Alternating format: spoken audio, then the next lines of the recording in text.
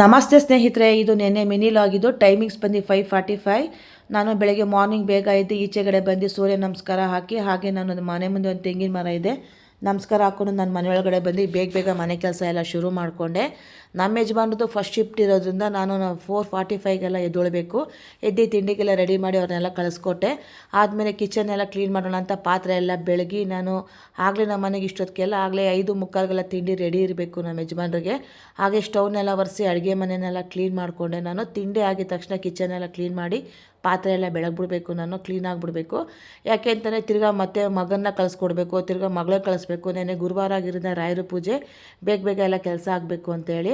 ಆಮೇಲೆ ನನ್ನ ಮಗ ಇನ್ನೂ ಎದ್ದಿರಲಿಲ್ಲ. ಎದ್ದೋಳೋ ಟೈಮ್ ಆಯಿತು, ಹೋಗಿ ಹಾಲು ತೊಗೊಂಬ, ಎದ್ದೋಳ ಮೇಲೆ ವಾಕಿಂಗ್ ಹೋಗು ಅಂತ ಅವನ್ನ ಎಬ್ರಿಸೋಣ ಅಂತ ರೂಮ್ಗೆ ಹೋದೆ. ಅವನು ಎದ್ದೋಳೋದಕ್ಕೆ ರೆಡಿ ಇಲ್ಲ. ನಾನು ಇನ್ನೂ ಮಲ್ಕೋಬೇಕು ಮಮ್ಮಿ, ನೀವು ಹೋಗಿ ಅಂತ ಹೇಳ್ತಾನೆ ಇದ್ದ. ಎದ್ದೋಳೋ ಮೇಲೆ ನನಗೆ ಹಾಲು ತೊಗೊಂಬರ್ಬೇಕು, ಎದ್ದೋಳು ಅಂತ ನಾನು ಫೋರ್ಸ್ ಮಾಡಿ ಅವನ್ನ ಎಬ್ರಿಸ್ಬಿಟ್ಟು ಬಂದರೂ ಕೂಡ ತಿರ್ಗಾ ಮತ್ತೆ ಅವನು ಹಾಗೆ ರಗ್ಗೋದ್ಕೊಂಡು ಮಲ್ಕೊಂಡೇ ಇದ್ದ.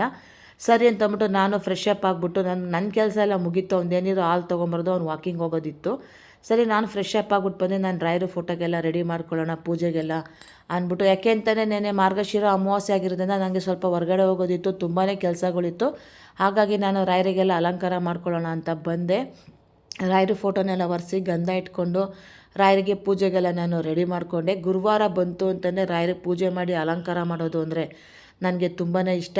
ಆಮೇಲೆ ನಮ್ಮ ಮನೆ ಬಾಗಿಲಿಗೆ ನಾನು ಸ್ವಲ್ಪ ಹಾಲು, ಸ್ವಲ್ಪ ಅರಿಶಿನ ಪುಡಿ ಹಾಕಿ ಕಲಿಸ್ಕೊಂಡು, ಮತ್ತು ನೋಡಿ ನೆನೆ ಗುರುವಾರ ಆಗಿರೋದ್ರಿಂದ ನನ್ನ ಮಗಳು ಈಚೆಗಡೆ ಫ್ಯಾಸೇಜ್ ಎಲ್ಲ ಪಾಪ ಎಲ್ಲ ತೊಳ್ದು ಕ್ಲೀನ್ ಮಾಡ್ತಾಯಿದ್ಲು. ಆಮೇಲೆ ನಾನು ಓಂ ಅಂತ ಬರೆದೆ, ಶ್ರೀ ಅಂತ ಬರೆದು ಸ್ವಸ್ತಿಕೆಲ್ಲ ನಾನು ಬರೆದೆ. ಸ್ವಲ್ಪ ಹಾಲಿಗೆ ಸ್ವಲ್ಪ ಅರಿಶಿನ ಪುಡಿ, ಒಂದು ಚಿಟಿಕೆ ಹಾಲು ಹಾಕಿ ಕಲಸಿ ಈ ಥರ ಮನೆ ಬಾಗಿಲಲ್ಲಿ ಬರೆಯೋದ್ರಿಂದ ತುಂಬಾ ಹಣಕಾಸಿನ ಸಮಸ್ಯೆಗಳಾಗಿರ್ಬೋದು, ಏನೇ ಒಂದು ಇರ್ಬೋದು, ಒಂದು ಒಳ್ಳೆ ಸೂಚನೆ. ಹಾಗಾಗಿ ನಾನು ನೆನ್ನೆ ಗುರುವಾರ ಅಮಾವಾಸ್ಯೆ ಆಗಿರೋದ್ರಿಂದ ನಾನು ಅದನ್ನು ಬರೆದೆ. ಆಮೇಲೆ ಹೊಸ್ಲಿಗೆ ಫಸ್ಟು ನಾವು ಮನೆಯೊಳಗಡೆ ಪೂಜೆ ಮಾಡೋದ್ರಿಂದ ದೇವ್ರು ಬರೋದು ಹೊರಗಡೆಯಿಂದ ಬರೋದು. ಹಾಗಾಗಿ ನಾನು ಹೊಸ್ಲಿಗೆಲ್ಲ ಅರ್ಶಿನ ಕುಂಕುಮ ಇಟ್ಟು ರಂಗೋಲಿ ಎಲ್ಲ ಬಿಟ್ಟೆ. ನಮ್ಮ ಮನೇಲಿ ತುಳಸಿ ಕಟ್ಟೆ ಇರಲಿಲ್ಲ. ಹಾಗಾಗಿ ಆ ಮನೆ ಹತ್ರ ನಾನು ನಿಮ್ಗೆ ಹೇಳಿದ್ದೆ ಹಿಂದೆ ಲಾಗಲ್ಲಿ, ನಮ್ಮ ಮನೆ ಮುಂದೆ ಒಂದು ದೊಡ್ಡ ಮರ ಇತ್ತು. ನಾವು ಎಷ್ಟೇ ಗಿಡ ತಂದು ನೆರಳು ಬಿದ್ದು ಒಣಗೋಗ್ತಿತ್ತು. ಇದು ಸೂರ್ಯನ ಬಾಗಿಲು ಆಗಿರೋದ್ರಿಂದ ಹೆವಿ ಬಿಸಿಲಿರೋದ್ರಿಂದ ಏನೇ ಗಿಡಗಳು ತಂದು ಚೆನ್ನಾಗಿ ಬರುತ್ತೆ ಅನ್ನೋ ಕಾರಣಕ್ಕೆ ನಮ್ಮ ರಾಯರಿಗೆ 3 ಥರ ವೆರೈಟೀಸು ದಾಸವಾಳದ ಹೂವು ಮತ್ತು ತುಳಸಿ ಬೃಂದಾವನ ಎಲ್ಲ ತೊಗೊಬಂದೆ. ಆಲ್ರೆಡಿ ನಮ್ಮ ರಾಯರಿಗೆ ಪೂಜೆ ಎಲ್ಲ ಆಯಿತು. ಪೂಜೆಗೆಲ್ಲ ರೆಡಿ ಮಾಡಿದೆ ನಾನು. ನನ್ನ ಮಗಳು ಪಾಪ ಸ್ನಾನಕ್ಕೆ ಹೋಗಿದ್ಲು, ಅವಳು ಬಂದು ವೀಡಿಯೋಸ್ ಮಾಡಬೇಕಿತ್ತಲ್ಲ, ಅವಳಿಗೋಸ್ಕರ ನಾನು ಕಾಯ್ತಾಯಿದ್ದೆ. ಸರಿ ಅವಳು ಬಂದು ಪೂಜೆ ಎಲ್ಲ ಆಯಿತು. ಆಮೇಲೆ ಅವಳು ಪೂಜೆ ಮಾಡಬೇಕಾಗಿತ್ತು. ಒಂದು 5-10 ನಿಮಿಷ ಲೇಟ್ ಆಗುತ್ತೆ ಬರೋದು ಅಂತ ಅಂದ್ಬಿಟ್ಟು ಪಾಪ ಕಾಲ್ ಮಾಡಿ ಕೂಡ ಹೇಳಿದ್ಲು.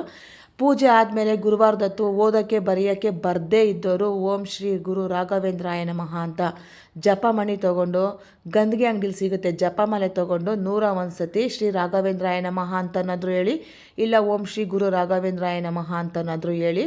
ಮನೆಯಲ್ಲಿ ಮಕ್ಕಳು ಓದು ಬರಹ ಯಾರಿಗೆ ಬರಲ್ವೋ ಅಂಥವರು ಈ ಮಕ್ಳ ಕೈಲಿ 101 ಸತಿ ಜಪಮಾಲೆ ಹಿಡ್ಕೊಂಡು ಜಪ ಮಾಡಿಸಿ.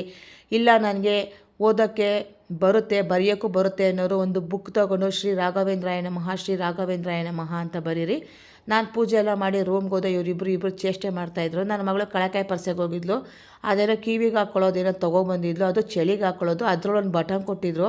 ಇಬ್ಬರು ಕಾಮಿಡಿ ಮಾಡ್ತಿದ್ರು, ಕೊಡೆ ಅದು ನಾನು ಹಾಕ್ಕೊತೀನಿ ಅಂತ ಅಂದ್ಬಿಟ್ಟು ಏನೋ ಮಾಡ್ತಾಯಿದ್ರು ಇಬ್ಬರು. ನಾನು ಹಾಗೆ ಹೋದೆ. ಸರಿ ಏನಮ್ಮ ಅದು ಅಂತಂದೆ. ಸರಿ ಕಳಕಾಯಿ ಪರ್ಸೆಲ್ ಚೆನ್ನಾಗಿರೋದೆ ತಂದಿದ್ಯಾ ಬಿಡಮ್ಮ ಅಂತ ಹೇಳ್ಬಿಟ್ಟು ನಾನು ನನ್ನ ಮಗ ತಿಂಡಿ ತಿಂದು ನನ್ನ ಮಗಳನ್ನ ಆಫೀಸಿಗೆ ಕಳಿಸಿ ನಾವು ಹೊರಟಿದ್ದು ಬಸವನ ಗುಡಿಗೆ.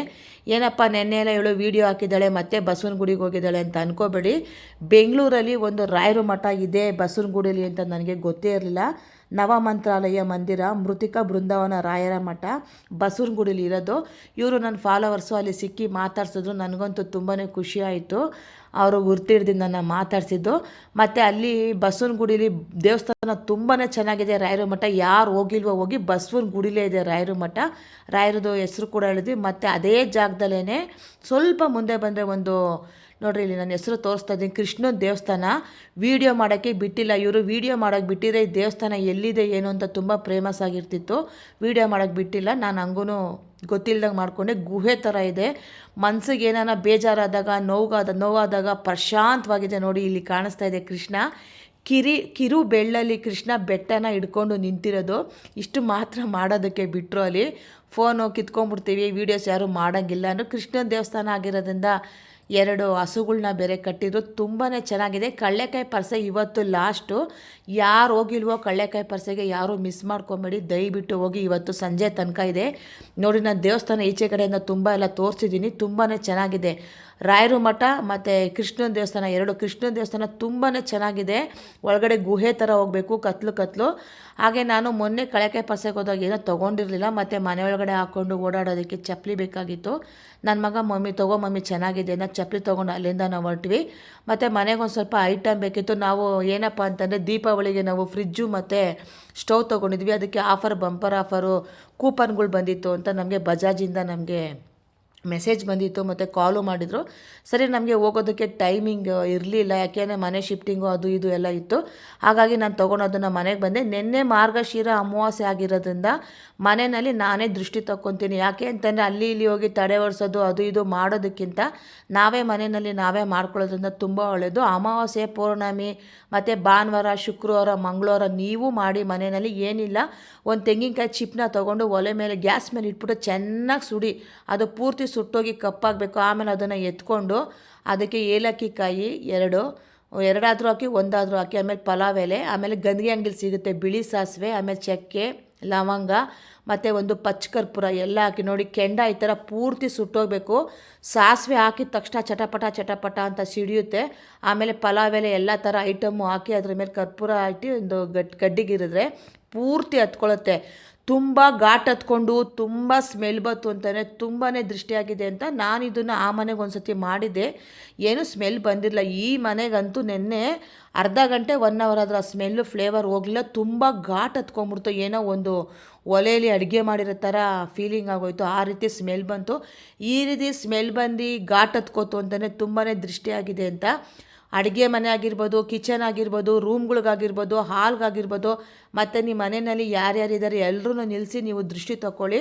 ಇದನ್ನು ಮಾಡೋದ್ರಿಂದ ಮನೆಯಲ್ಲಿ ತುಂಬಾ ಒಳ್ಳೆಯದು. ಮನೆಯಲ್ಲಿ ಕಿರಿಕಿರಿ, ಜಗಳ, ಮನಸ್ತಾಪಗಳು ಮತ್ತು ಗಂಡ ಹೆಂಡತಿ ಜಗಳಗಳು, ಸುಮ್ಮನೆ ಏನೋ ಒಂದು ತಂದೆ ತಾಯಿಗೆ ಆಗಿರ್ಬೋದು, ಮಕ್ಕಳಿಗೆ ಆಗಿರ್ಬೋದು, ಕಿರಿಕಿರಿ ಈ ರೀತಿ ಎಲ್ಲ ಆಗ್ತಾ ಇರುತ್ತೆ.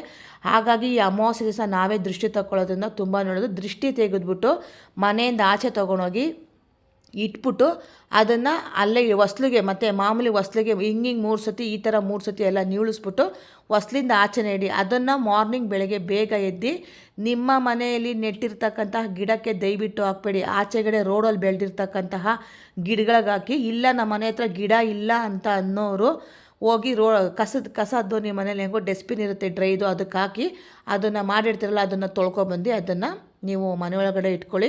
ಈ ಥರ ಅಮಾವಾಸ್ಯೆ, ಪೌರ್ಣಮಿಗೆ, ಶುಕ್ರವಾರ, ಮಂಗಳವಾರ, ಭಾನುವಾರ ಮಾಡೋದ್ರಿಂದ ಮನೆಯಲ್ಲಿ ನೆಮ್ಮದಿ, ಶಾಂತಿ ಸಿಗುತ್ತೆ. ನನಗಂತೂ ನೆನ್ನೆ ಯಾಕೋ ತುಂಬಾ ಟಯರ್ಡ್ ಆಗಿತ್ತು. ಇದನ್ನೆಲ್ಲ ನಾನು ಮಾಡ್ಕೊಂಡಿದ್ರಿಂದ ನನಗೆ ತುಂಬಾ ಒಳ್ಳೆಯದಾಯಿತು. ದಯವಿಟ್ಟು ಹಾಗೆ ಸಬ್ಸ್ಕ್ರೈಬ್ ಮಾಡಿ, ಫಾಲೋ ಮಾಡೋದನ್ನು ಮರಿಬೇಡಿ.